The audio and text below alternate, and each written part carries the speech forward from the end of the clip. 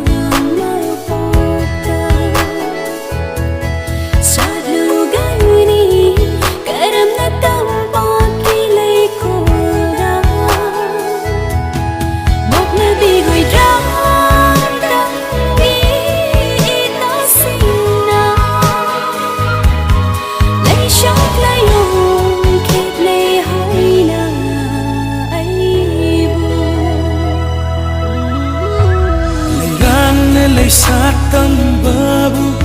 akak na balay ko laybara Jingilay rang na hak na tamgilay ko na satpadi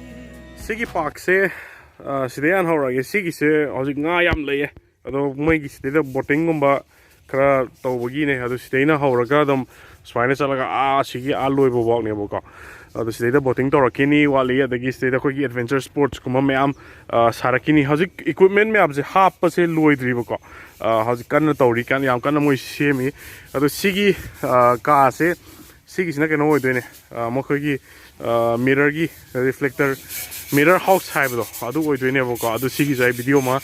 mate ma hapchara ke water slides lere sida ising ke meam ma thamaki da wali yam nuai ga da jaga ne sigi se dum meam na adventure family oina chatpa matam da ko adum yam thina family gi di yam nuai da jaga ne hai tar sigi mathak si dagi moina have da si dagi soina water slides mai to rakini hai ko sida pull ma lai se sida water slides tarak ka doine aduga sida lai isna wave pool ne ko ko gi meam wave pool da pool party ko ma to de dum nuai ani sigi se wave pool ne wave se sumaina adagi sumaina toroga samudra da koi si wave to mai lak doine aduga nuai doine si asai sina phajana luramani sai si yamna thiele adu isinga sidi hajiki moli phajana moi sa keno torokini ba nala lakini wali aduga loraga atopa jaga singai haijarakke sina restroom oi dira ba restroom ora ka doine ba ai mana ba kames ai ki thaine school tamina ri bana bani 24 seat capacity. Asise ko. 12D. Adugo sigi hole sina 12D gi hole ora kani capacity kya ne ba 24 seat ki oi dune ko. Okay. देखने में तो देख तो रही है चला देगी तो सही स्क्रीन ले रहे अदुगा सीट से स्माइना स्माइना पे और 24 सीटिंग कैपेसिटी ने चले इसे हजिकाना सेम कले सी किसना दिवाली तो लॉन्च होने बा हयेंग लॉन्च होने बा ओके अदो मैं आप सी किसे ngasi hay trial loi gre ba okay adu hiyeng ne ba tong dise okay si class apa kan ne ba o me kan ki okay अदो सिगिसना अमुक होटल लोइदोइने सिगिसे रूम क्यामुक लेगे सिसे रूम तरुक लेदोइनेबको हाइदि एडवेंचर पार्क मनुंगदा मयाम होटल ओवरनाइट स्टे तौनिंगबा लेरगदि सिदैदा दम लेबे यादोइने अदुगा मयाम पार्टी गुमा तौनिंगबा लेरगदि अदुम सिदैदा नुंदांग लिएगा अदुम केनो लियाने सिगिसना अमुक कैंटीन ओइदोइने हाय मोइसे सिदा कैंटीन ओइदोइने चाबम थकपम मयामगिको हजिकपुदी कन्ना सेमजन खोजन तौरी याम थुबिदा अथुबिदा लॉन्च तौरानी अदुगा जगह जगह अतोपा मयाम लेरी सिदैदा अखोइगी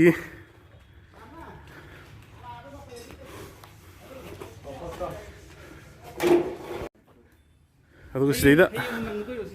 सिदैदा बम्पर कार मयाम अंगांगी साननबदो थेंगायरा साननबदो अदुगी जगहदा सेमकदोइने सिदैदा बम्पर कार के मयाम लेरे लोया नम Sissu हयेंग हौदोइने Sissu हयेंग हौदोइनेबा Oh, adum operate tꯧba yareba. Oh. Si bumper car se angang gi di yamna pam angang na te ahan ju dum thouba yabne si se. Sima leire. Adagi swai gi jaga sida mokhoi gi rock climbing ke ke myam sema kini hari. Adagi asuma kan na mu pool khoi pukri du leire ko. Yamna jaga se khoi gi Manipur da theme park se I wakala sees na aham boy on don't like you know the theme park when hoi gangi children park kumaki kumadi me am lay taragasu theme park haitare water park adagi sigi kenoga se bumper car adagi akogi 3D 12D ga lay na kotana semkatana kotana adagi mirror house ga lay na tori myam se I wakala di Manipur gisna aham ne ado Manipur da su yore hoi mapalam gi tong na me am ko ado sigi se hayeng dagi aina ngasi video thangachare hadu hayeng haijabai wane do mayamadi noma thengdaraga ubirani sigi video se launch tok dore hayeng se ai ngasi Saturday ne video namjari se ado hayeng dagi di kano sika 12D gi theater sika ado sigi bumper car sika launch tok dore ado mayam lakpi bi yarani dum ticket tharani dum aduga social distancing akiraga dum park sibo dum enjoy to yeng bi lakpi yarani water slide se moi hapsal kan de moina mong tar ni sigi jaga se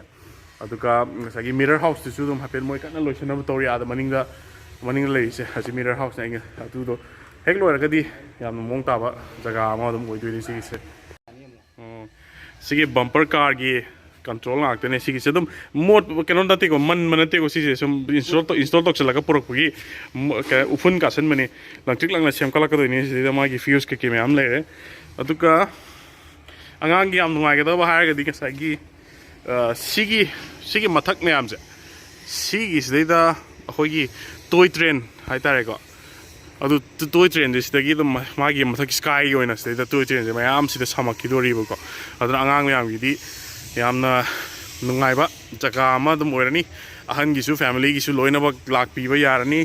nongoni ni sida launch tok dore ado ising gi di ain khan bada khatang di wat ki do male water theme park ki oina di aduni asi su hotel orangoni ado keno gi mungi kan jage ising gi matang do ko sida pukhi ma lei sida pillar kra ha pe ko gi roman gi pillar man bakra greek lom gi man bakra si su garden ne maning the background gi chingam phasana leire sugarcane farm go ma sugarcane pineapple farm go ma le maning le ise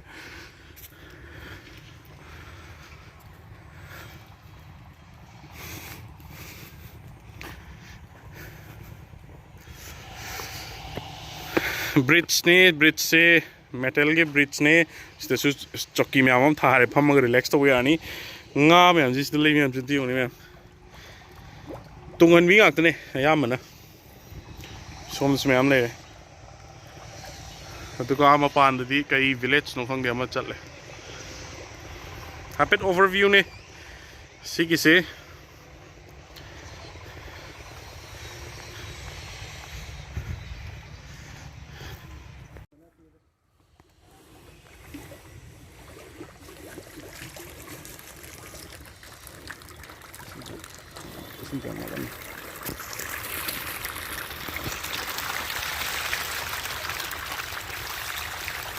nga si katla su mem yori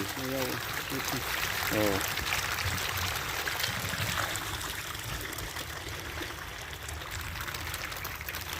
slide mi hamze slide this. ꯑꯆꯧꯕ ꯌꯥꯎꯕꯅꯤ kilo 3-5 ꯇꯥꯕ ꯌꯥꯎꯕꯅꯤ ꯁꯥꯗ Oh, side oh, makok se. Sorry.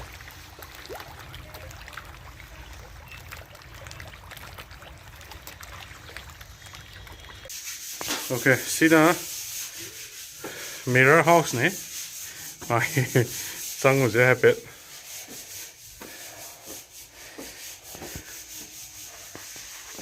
Yamna confusing oy odune si thaina.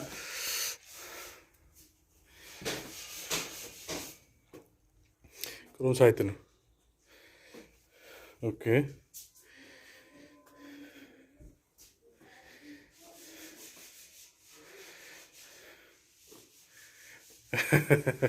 Yam confusing oy kung raga side na si o.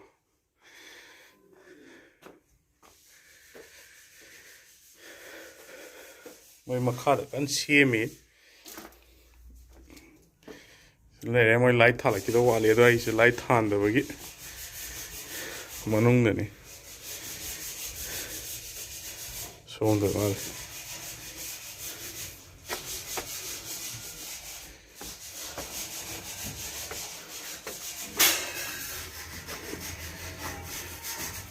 Ado mayang Manipur gi oina theme park ka launch tawdore yam nungai ba jaga ama oirani relax taw khotpa napi sangna or si phamma ko yamna imphal lagi inak nakpa jaga ne yang thang gi thong du dagi samurok dar ko lambi du da hek machin da dum building asang ma leibudo adu gi building du da ne changa dum leiduine yam nungai ani mayam lakpi ba hobo yare theme park ado video se mayam nungai biragadi